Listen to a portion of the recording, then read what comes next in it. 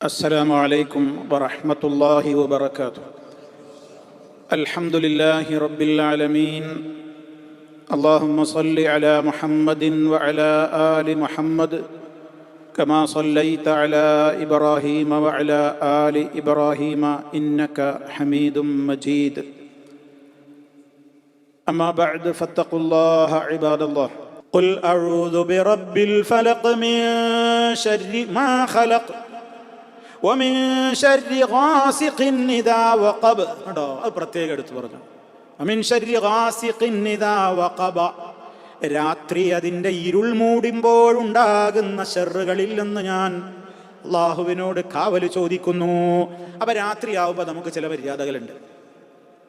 മുസ്ലിമീങ്ങളായ നമുക്ക് രാത്രിയാകുമ്പോൾ കുറച്ച് മര്യാദകളുണ്ട്. രാത്രി സന്ധ്യാനേരമാകുമ്പോൾ തന്നെ നമുക്ക് പ്രകീർത്തനങ്ങളുണ്ട്. നമ്മളെ സംബന്ധിച്ചിടത്തോളം നമുക്ക് റബ്ബിനെ പ്രകീർത്തിക്കുകയാണ്. അസർ കഴിഞ്ഞ് മഗ്രിബിനോട് അടുക്കുന്ന ഇടയ്ക്കുള്ള സമയമാണ് നമ്മുടെ ആ സന്ധ്യാസമയത്തിൽ ചൊല്ലേണ്ടുന്ന ദിക്റുകൾ, അദ്കാറുൽ മസാ. അവിടെ മുതൽക്ക് നമ്മൾ രാത്രിയെ സ്വീകരിക്കാൻ ഒരുങ്ങാണ്. അപ്പൊ എന്താ നമ്മൾ പറയുന്നത്? അല്ലാഹുമ്മ ഇന്നി അസ്അലുക ഖൈറ ഹാദിഹിൽ ലൈല ഖൈറ മാ ഫീ ഹാദിഹിൽ ലൈല ല അംസൈനാ വ അംസൽ മുൽകു ലില്ലാഹ് വൽഹംദുലില്ലാഹ്. ഇങ്ങനെ പറഞ്ഞിട്ട് നമ്മൾ പറയുന്നത് എന്താ? അല്ലാഹുവേ, ഈ രാത്രിയുടെ ഖൈറിൽ നിന്ന് ഞാൻ നിന്നോട് ചോദിക്കുന്നു. ഈ രാത്രിക്ക് ശേഷം വരുന്ന സമയത്തിന്റെ ഖൈറിൽ നിന്നും നിന്നോട് ചോദിക്കുന്നു. ഈ രാത്രിയുടെ ഷെറിൽ നിന്ന് ഞാൻ നിന്നോട് കാവൽ ചോദിക്കുന്നു. ശേഷമുണ്ടാകാവുന്ന ഷെറിൽ നിന്നും ഞാൻ നിന്നോട് കാവൽ ചോദിക്കുന്നു. ഇതൊക്കെ നമ്മൾ പറയുന്നില്ലേ? അംസൈനാവ അംസൽ മുൽക്കുലില്ലാ വൽഹംദുലില്ലാ എന്നുള്ള ദിക്റിലൂടെ ചൊല്ലണം. നമ്മൾ പറയണം, അർത്ഥറിഞ്ഞു പറയണം എന്ന് പറയുന്നത് വെറുതെ അല്ല. അപ്പോഴേ നമ്മളെ സന്ധ്യാപ്രകീർത്തനം മനസ്സിലിട്ടുള്ളൂ. അങ്ങനെ നമ്മളെ മഗ്രിബിന്റെ തൊട്ട് മുമ്പുള്ള സമയമാണ് ഏറ്റവും അഫ്ദലായ സമയം. ഏതിന്? അദ്കാറുൽ മസാഇന്. അങ്ങനെ അത് കഴിഞ്ഞു ആ സമയത്ത് തന്നെ അഊദു ബികലിമാത്തില്ലാഹി തമ്മാതി മിൻ ശർരി മാ ഖലഖ് അത് പറയുന്നുണ്ട്. ബിസ്മില്ലാഹില്ലദീ ലാ യദുറു മഅ ഇസ്മിഹി ശൈഉൻ ഫിൽ അർളി വലാ ഫിസ് സമാഇ വഹുവസ് സമീഉൽ അലീം അത് പറയുന്നുണ്ട്. മഗ്രിബ് നമസ്കാരമുണ്ട്. നിസ്കാരം കഴിഞ്ഞാൽ നമുക്ക് സുന്നത്ത് നിസ്കാരമുണ്ട്. രാത്രികളിൽ നമുക്ക് ദിക്റുകളുണ്ട്. ഉറങ്ങാൻ കിടക്കുന്നതിൻ്റെ മുമ്പ് ചൊല്ലേണ്ട ദിക്റുകളുണ്ട്. രാത്രികളിൽ പാരായണം ചെയ്യാവുന്ന സൂറത്തുകളുണ്ട്. സൂറത്തുൽ മുൽക്കുണ്ട്, സൂറത്തു സുമർ ഉണ്ട്, ഇസ്രാ ഉണ്ട്. അതൊക്കെ ഡെയിലി നബിതങ്ങൾ പാരായണം ചെയ്തിരുന്നതാണ്. നമുക്കൊന്നും അതിനൊന്നും കഴിയില്ല.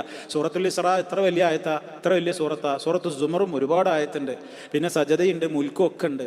നമുക്ക് ആയത്തുൽ കുർസി, സൂറത്തുൽ ഇഖ്ലാസ്, മുഅവ്വദത്തൈനി, സുബ്ഹാനല്ലാഹ്, അൽഹംദുലില്ലാ, അല്ലാഹു അക്ബർ, മറ്റു ദിക്റുകൾ പോലെയൊക്കെ രാത്രികളിൽ ചൊല്ലേണ്ടത് എത്രയുണ്ട്. മാത്രമല്ല, രാവ് പ്രവേശിക്കുമ്പോൾ ഉണ്ടാകാവുന്ന ചില മര്യാദകൾ മഹാനായ നബി സല്ലല്ലാഹു അലൈഹി വസല്ലം നമുക്ക് പഠിപ്പിച്ചു തരുന്നത് സാന്ദർഭികമായി നമ്മളിവിടെ ഓർക്കണം. അല്ലാഹുവിൻ്റെ റസൂൽ സല്ലല്ലാഹു അലൈഹി വസല്ലം പറഞ്ഞു, രാത്രിയായി കഴിഞ്ഞാൽ ഇദാ കാന ജുൻഹുൽ ലൈലി ഔ അംസൈതും, നിങ്ങൾ രാത്രിയിലേക്ക് പ്രവേശിച്ചാൽ, അല്ലെങ്കിൽ വൈകുന്നേരം ഇങ്ങനെ അവസാനിക്കണ ആ സമയം, അസ്തമയോടടുത്തുള്ള ആ സമയമാണ്. അതാണ് മൂവന്തി എന്നാണ് നല്ല മലയാളം. മൂവന്തി നേരത്ത് എന്ന് പറയണം, മൂവന്തി. അപ്പൊ ആ സമയത്ത് അള്ളാഹുവിന്റെ റസൂൽ പറയുന്നത് ഫകുഫു സിബിയാനക്കും, നിങ്ങളെ കുട്ടികളെ നിങ്ങൾ പിടിച്ചു വെക്കണം എന്നാണ്. മഗ്രിബിന്റെ ആ സമയത്ത് ഇങ്ങനെ ഇരുട്ട് ഇങ്ങനെ വരുന്ന ആ സന്ധ്യയോട് ആ മൂവന്തി നേരത്ത് കുട്ടികൾ എന്ത് ചെയ്യരുത്? കൊച്ചു കുട്ടികളെ, സിബിയാനിന് നിങ്ങൾ എന്ത് ചെയ്യരുത്? പുറത്തേക്ക് വിടരുത്. ഫൈന ശൈത്താന യന്തശിറു ഹൈനഇദിൻ, ശൈത്താനിന്റെ പ്രത്യേകം ചില അതിവികൃതമായ ചില പാച്ചിലുകളുള്ള, അതല്ലെങ്കിൽ വിഹാരമുള്ള സമയമാണത്. എന്താണതെന്ന് അള്ളാഹുവിനെ അറിയൂ. അള്ളാഹുവിന്റെ റസൂൽ നമ്മളോട് അത് പറഞ്ഞു. ആമന്ന, നമ്മളത് വിശ്വസിക്കുന്നു. ആ സമയത്ത് അതേ അവസരത്തിൽ ഫൈദാ ദഹബ സാഅത്തും മിനൽ ലൈലി ഫഖല്ലുഹും, അങ്ങനെ രാത്രി കുറച്ചാണ് കഴിഞ്ഞു, ഒന്ന് ഇരുട്ടൊക്കെ ഉണ്ടായി, പിന്നെ ഞങ്ങൾക്ക് വേണമെങ്കിൽ പുറത്തേക്ക് വിട്ടോ. അപ്പൊ എന്താണ് പറയുന്നത്? അപ്പൊ അത് നേരെ എതിരല്ലേ പറയണ്ടേ? അല്ല, കുറച്ചൊക്കെ വെളിച്ചുള്ള സമയത്ത് പുറത്തേക്ക് വിട്ടോളി, നല്ല ഇരുട്ടായ അകത്ത് കയറ്റിക്കോളിന്നല്ലേ. എന്നാ അള്ളാന്റെ റസൂൽ അങ്ങനെ അല്ല പറയുന്നത്. അള്ളാന്റെ റസൂൽ അപ്പം നിങ്ങൾ പിടിച്ചു വെച്ചോ, പിന്നെ കുറച്ച് ഇരുട്ടായാലും പ്രശ്നമൊന്നുമില്ല. അപ്പൊ അതിന്റെ ആ സമയം കടന്നു എന്നാണ് പറയുന്നത്. തീർന്നില്ല, അതൊരു മര്യാദയാണ്. അപ്പൊ ഇങ്ങനെ ചില പഴമക്കാർ പറയുമ്പോൾ കുട്ടികളെ അന്ത്യസമയമാകുമ്പോൾ ഇപ്പൊ കുട്ടികളെ പുറത്തേക്ക് ഇറങ്ങണ്ടാന്ന് പറയുമ്പോൾ അതൊക്കെ ഖുറാഫാത്താണെന്ന് പറയണ്ടാന്ന് ഉണ്ട്. അതായത് ഇതിലുണ്ട്, ഇതിന്റെ കാരണവും പറഞ്ഞു. എന്നാൽ എല്ലാം അത് വിചാരിച്ചിട്ടുണ്ട് എന്ന് വിചാരിക്കണ്ട എന്നാണ്. ഇപ്പൊ രാത്രിയിൽ തുന്നാൻ പാടില്ല എന്ന് പറഞ്ഞു ടൈലർമാർ കഷ്ടപ്പെട്ടു പോകൂലേ? രാത്രിയിൽ തുന്നാൻ പാടില്ല, അത് ആകെ ദാരിദ്ര്യം ഉണ്ടാവും വീട്ടിൽ. എന്നാൽ ഒറ്റ ടൈലർ കുഞ്ഞിപ്പോൾ രാത്രിയിൽ ഡ്യൂട്ടി ചെയ്യാൻ പറ്റുമോ? രാത്രി വീട് അടിച്ചു വാരാൻ പാടില്ല എന്ന് പറയും. പിന്നെ വീട് വൃത്തിയാക്കണ്ടേ രാത്രി? അങ്ങനെയുള്ളതല്ല. ഉള്ളതുണ്ട്, ഇല്ലാത്തത് ഒഴിവാക്കുക, ഉള്ളത് നമ്മൾ സ്വീകരിക്കുക എന്നർത്ഥം. ഇനി നോക്കൂ, നിങ്ങൾ അടുത്ത നിർദ്ദേശം അഗ്ലിഖുൽ അബ്വാബ, നിങ്ങൾ വാതിലൊക്കെ ശരിക്കും ഭദ്രാക്കിയിട്ട് അടച്ചിട്ട് വേണം കിടന്നുറങ്ങാൻ. വാതിൽ ലോക്ക് ചെയ്ത് പൂട്ടിക്കിടക്കണം. അഗ്ലിഖുൽ അബ്വാബ് വദ്കുറുസ്മല്ലാ, ബിസ്മി ചൊല്ലി വാതിൽ പൂട്ടണം എന്നാ പറയും. വാതിൽ നിങ്ങൾ ക്ലോസ് ചെയ്യണം ബിസ്മി ചൊല്ലിയിട്ട്. ബിസ്മി ചൊല്ലി വാതിൽ ക്ലോസ് ചെയ്യണം. ഫൈന ശൈത്താന ലാ യഫ്തഹു ബാബൻ മുഗ്ലഖാ, ബിസ്മി ചൊല്ലി അടക്കപ്പെട്ട ഡോർ ശൈത്താന് തുറക്കാൻ പറ്റൂല. അപ്പൊ യുക്തിവാദി ചോദിക്കുകയാണ്, അതിനിപ്പോ എന്താപ്പോ ഇങ്ങനെ ബിസ്മി എല്ലാവരും അടച്ചാലും ശൈത്താന് തുറക്കാൻ പവ് വേണോ? നിങ്ങളെ എല്ലാത്തിൽ കൂടിയും കയറുന്ന ശൈത്താൻ ഇപ്പൊ എന്താ വാതിൽ പഴുതി കൂടിയും കയറിക്കൂടെ? അതൊന്നും യുക്തിയാണ്, ഇത് യുക്തിവാദം. അല്ലാഹുവിന്റെ റസൂൽ പറയാണ് ഇങ്ങനെ ബിസ്മി ചൊല്ലി വാതിലടച്ചു. വഅൗഖൂ ഖിറബക്കും, നിങ്ങളുടെ വെള്ളപ്പാത്രങ്ങളെ നിങ്ങൾ കെട്ടിവെക്കണം. അന്ന് വെള്ളപ്പാത്രങ്ങൾ എന്ന് പറഞ്ഞാൽ തോൽപാത്രങ്ങളിലാണ് വെള്ളം ശേഖരിക്കുക. ആട്ടിനെ അറുത്ത തൊലി കൊണ്ട്, ഒട്ടകത്തിൻ്റെ തൊലി കൊണ്ട്, പശുവിൻ്റെ മാടുകളുടെയൊക്കെ തൊലി ഉണക്കി അത് ശുദ്ധിയാക്കിയിട്ട് അതൊരു പാത്രം മോഡലാക്കിയിട്ട് അതിലാണ് ശുദ്ധജലം കെട്ടിയിട്ട് അതിൻ്റെ തല ഇങ്ങനെ കെട്ടി ഭദ്രാക്കും. അങ്ങനെ അത് ഒട്ടകപ്പുറത്ത് കയറ്റി വെച്ചിട്ടാണ് യാത്രയിലൊക്കെ കുടിവെള്ളം കൊണ്ടുപോവുക അന്നത്തെ അറബികൾ. അപ്പോൾ ആ കിറബുകൾ, തോൽപാത്രങ്ങൾ നിങ്ങൾ ബന്ദവസ്സാക്കി കെട്ടിവെക്കണം. വദ്കുറുസ്മല്ലാ, ബിസ്മി ചൊല്ലി കെട്ടിവെക്കണം. വഖമ്മിറൂ ആനിയതക്കും, നിങ്ങളുടെ പാത്രങ്ങൾ നിങ്ങൾ മൂടി വെക്കണം. വദ്കുറുസ്മല്ലാ, ബിസ്മി ചൊല്ലിയിട്ട്. നമ്മൾ ശരിക്കും വീടുകളിൽ പാത്രങ്ങൾ ഒരിക്കലും പ്ലേറ്റ് ആവട്ടെ ഗ്ലാസ്സുകളാവട്ടെ മലർത്തി വെക്കരുത് എന്നാണ്. മൂടി വെക്കണം. മലർത്തി വെച്ചിട്ടാണോ? മൂടി വെക്കണം. ഒന്നും കിട്ടാനില്ലെങ്കിൽ ഒരു കമ്പെങ്കിലും നിങ്ങൾ അതിൻ്റെ മേലെ വെക്കണം എന്നാ പറയുന്നത്. ഫുൾ മൂടാ ഒന്നും കിട്ടണില്ല എങ്കിൽ എന്തെങ്കിലും ഒരു സാധനം കൊണ്ടെങ്കിലും അതിൻ്റെ മീതെ ഒരു കുറുകെ നിങ്ങൾ വെച്ചാൽ മതി. നോക്കൂ, നിങ്ങൾ ഭക്ഷണമുള്ളവ വെള്ളമുള്ളവ അതൊക്കെ നിങ്ങൾ എന്ത് ചെയ്യണം? ആ നിലയ്ക്ക് തന്നെ നിങ്ങളത് മൂടി വെക്കണം. കൃത്യമായിട്ട് പറയണേ. അപ്പോൾ വെള്ളപ്പാത്രങ്ങൾ ഭക്ഷണമൊക്കെ നമ്മൾ കിച്ചണിലൊക്കെ ഇങ്ങനെ തുറന്നിങ്ങനെ വെച്ച് പോകും, മൂടി വെക്കൂല. ഉച്ചക്ക് കഴിച്ച് ഇനി ആൾക്കാർ കഴിക്കാണ്ടാവും. ബാച്ചിലേഴ്സ് റൂമുകളിലും അല്ലാത്ത സ്ഥലങ്ങളിലും ഒക്കെ കുറേ ഭക്ഷണം ഉണ്ടാവും. ബാക്കിയുള്ളത് അങ്ങനെ രാത്രി ആവോളം ഇരിക്കുമൊക്കെ തുറന്നിട്ട് പറ്റൂല എന്നാണ്. അത് മൂടി വെക്കണം. ഫ്രിഡ്ജിൽ വെക്കുന്നതിനെ കുറിച്ച് പോലും പണ്ഡിതന്മാർ ചർച്ച ചെയ്യുന്നുണ്ട്. ഫ്രിഡ്ജിൽ വെക്കുമ്പോൾ ആ ഫ്രിഡ്ജിൽ നിങ്ങൾ വെക്കുന്ന ആ പാത്രം മാത്രമേ ഉള്ളൂ എങ്കിൽ ചിലപ്പോൾ വിരോധമല്ല.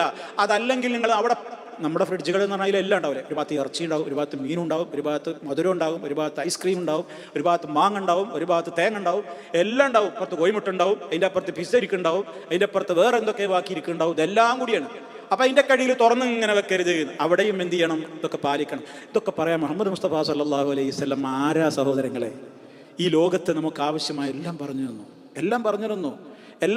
എന്താ കാരണം എന്നറിയോ? അള്ളാഹുവിന്റെ റസൂൽ പറഞ്ഞ കാരണം കൂടി നിങ്ങൾ കേൾക്കും സുഹൃത്തുക്കളെ. അള്ളാഹുവിന്റെ റസൂൽ സല്ലല്ലാഹു അലൈഹി വസല്ലം പറയാണ്, നിങ്ങൾ ഭക്ഷണം കഴിക്കും, നിങ്ങളുടെ ഭക്ഷണപാത്രത്തിൻ്റെയും അതുപോലെ തന്നെ വെള്ളപ്പാത്രവും ഒക്കെ നിങ്ങൾ മൂടി വെക്കണം. എന്തേ കാരണം? ലാ യമുറു ബീനാ ഇൻ ലൈസ അലൈഹി ഖിതാഉൻ ഔ സിഖാഇൻ ലൈസ അലൈഹി വികാഉൻ ഇല്ലാ നസല ഫീഹി മിൻ ദാലികൽ വബാ. അതിന് മുമ്പ് ഒരു ഹദീസിൽ വ്യക്തമായിട്ട് അള്ളാഹുവിന്റെ റസൂൽ പറഞ്ഞിട്ടുണ്ട്. എന്ത്? ഒരു കൊല്ലത്തിൽ അള്ളാഹുവിന്റെ റസൂൽ പറയാണ്, ഒരു കൊല്ലത്തിൽ വാനലോകത്ത് നിന്ന് ഭുവനലോകത്തേക്ക് ഒരു മഹാമാരി ഇറങ്ങുന്നുണ്ട്. ഒരു മഹാരോഗം വാനലോകത്ത് നിന്ന് ഭൂമിയിലേക്ക് ഒരു കൊല്ലത്തിൽ ഒരു ദിവസം ഇറങ്ങുന്നുണ്ട്. ആ ദിവസം ഏതാണെന്ന് നമുക്കറിയില്ല. അതുകൊണ്ട് ആ ദിവസത്തിൽ ഇത് വിട്ടുപോയാൽ, അതുപോലെ തന്നെ ഇനി അതല്ലെങ്കിൽ തന്നെയും പ്രാണികളും മറ്റു ഉപദ്രവമുള്ള വസ്തുക്കളും അതുപോലെ പൊടിയും മഴുക്കും ഒക്കെ ചേർന്ന് മനുഷ്യന്റെ ആരോഗ്യത്തിന് ഹാനികരമാകുന്ന വിധത്തിലുള്ള പലതിനും സാധ്യതയാണ് വെള്ളപാത്രങ്ങൾ തുറന്നു വെക്കൽ. ഉപയോഗമില്ലാത്തവയാണെങ്കിൽ പോലും ഗ്ലാസുകൾ പോലും മലർത്തി വെക്കുന്നതിന് പകരം കമഴ്ത്തി വെക്കുന്ന സിസ്റ്റമാണ് നല്ലത് എന്നാണ്. ഇനി മലർത്തി വെച്ചിരിക്കുന്ന സാധനമാണോ, എന്നാൽ നമ്മൾ അറിഞ്ഞാൽ കഴുകുന്നത് നന്നായിരിക്കും എന്നൊക്കെ ഇത് വിശദീകരിക്കുന്നിടത്ത് പറയണേ. അപ്പോൾ ഞാൻ ദീർഘിപ്പിക്കുന്നില്ല. അപ്പം അത് അള്ളാഹുവിന്റെ റസൂൽ അത് പറഞ്ഞു. അപ്പം നിങ്ങൾ പാത്രം രാത്രിയുടെ കാര്യം പറയല്ലോ, അത് മൂടി വെക്കണം, മനസ്സിലായില്ലേ?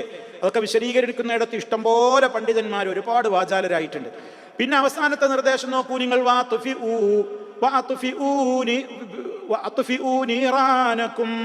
നിങ്ങളുടെ വിളക്കുകൾ നിങ്ങൾ കെടുത്തിക്കിടക്കണം. വിളക്കുകൾ കെടുത്തിക്കിടക്കണം എന്ന് പറയാം. നമ്മൾ ലൈറ്റ് ഓഫ് ആക്കലല്ല. അതെന്ന് പറഞ്ഞാൽ എന്താ ഉള്ളത്?